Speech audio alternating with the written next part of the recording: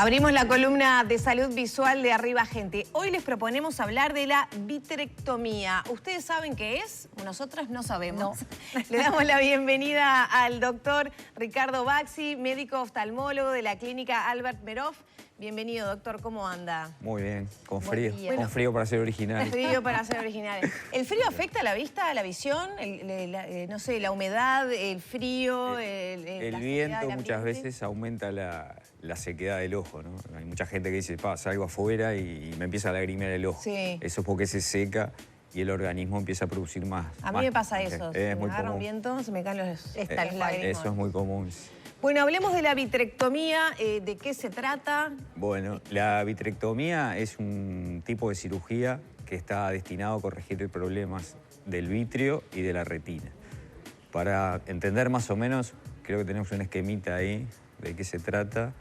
Es una operación, un procedimiento para sacar un humor que se genera en esa zona. Claro, el ojo está lleno de un gel, digamos, que se llama vitrio, y en determinado momento, por ejemplo, puede haber una hemorragia, que es muy frecuente en pacientes diabéticos, que como complicación de su enfermedad tienen un sangrado. Entonces, o sea que no es que uno se lastime, digamos, externamente, sino que pasa por dentro. También puede pasar en caso de traumatismo. Ambos por eso casos. Se utiliza en distintas patologías que afecten el vitrio, que es ese gel que estamos, esa zona central que estamos viendo, o la retina, que es la zona que recibe la luz.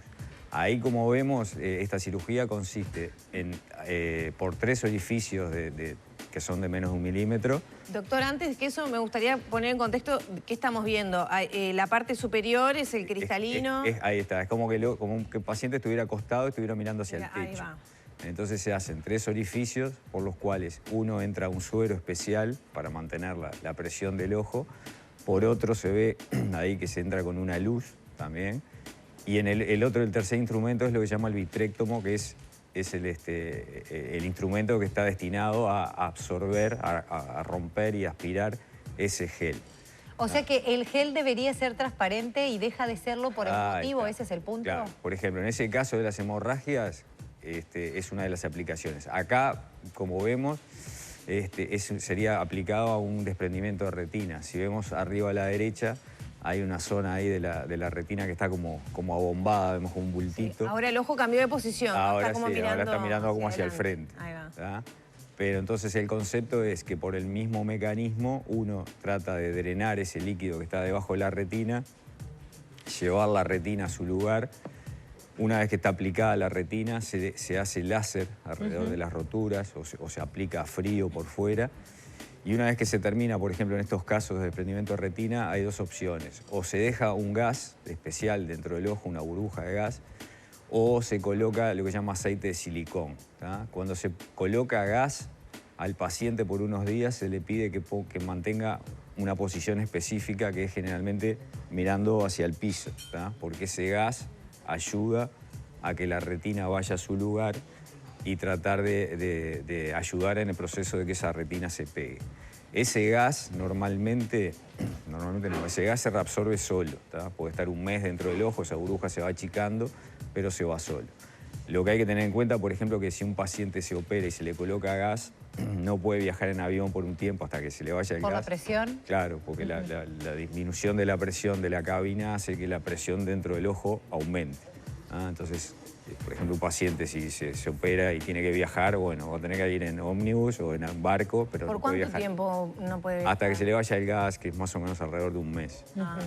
En el caso que se le coloque aceite de silicón, ahí es diferente porque con el silicón puede hacer vida prácticamente normal, pero eso implicaría una segunda cirugía a los varios meses, 3, 4 meses, bueno, depende de cada caso, para sacar ese silicón, ¿verdad?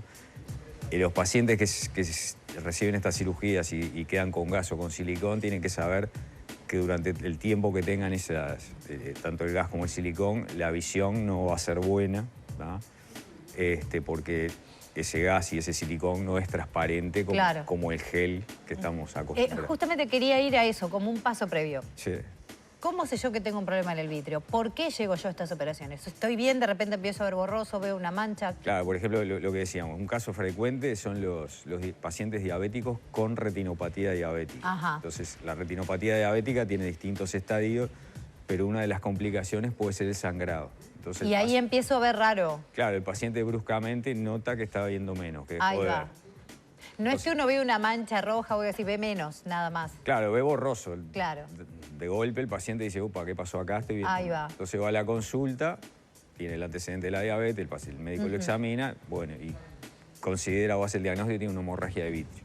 Ante un Entonces, golpe lo mismo, si empiezo después de un golpe a ver borroso o a ver claro, mal, ahí consulto. puede ser o una hemorragia o también podría ser un desprendimiento de retina. Claro. Cualquiera de esas dos patologías entrarían, digamos, dentro de esta, digamos, de este tipo de cirugía. Ahí vemos, en el caso del diabético, si vemos la parte superior del gel, vemos que está más roja. Bueno, eso representa una hemorragia y lo que uno busca es con esta cirugía sacar esa hemorragia para que el paciente vuelva a recuperar la visión. ¿Y queda perfecto después de someterse a esto? El problema acá, por ejemplo, de los diabéticos es la patología previa, ¿no? Si el paciente ya tiene una retinopatía que ya le afectó la visión, bueno, nosotros le solucionamos un problema que es el sangrado. Claro. Pero lo de base a veces... ¿Le puede volver, por ejemplo, esto? Le puede volver, o también a veces tiene otra patología que puede ser un edema de mácula que requiera, por ejemplo, unas inyecciones o tratamiento con láser.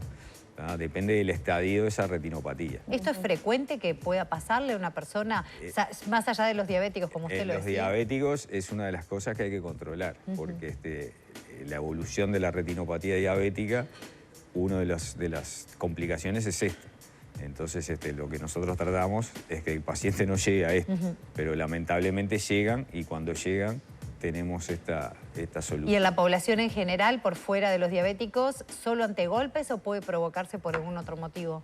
Los sangrados en sí, en la población general, no son tan frecuentes, pero por ejemplo esta técnica también se utiliza en algunos problemas de la mácula, como puede ser agujeros de mácula o lo que se llama una membrana epirretinal, que es un tejido que se forma en la superficie de la retina, y de la mácula justamente, que es la zona con la que uno fija.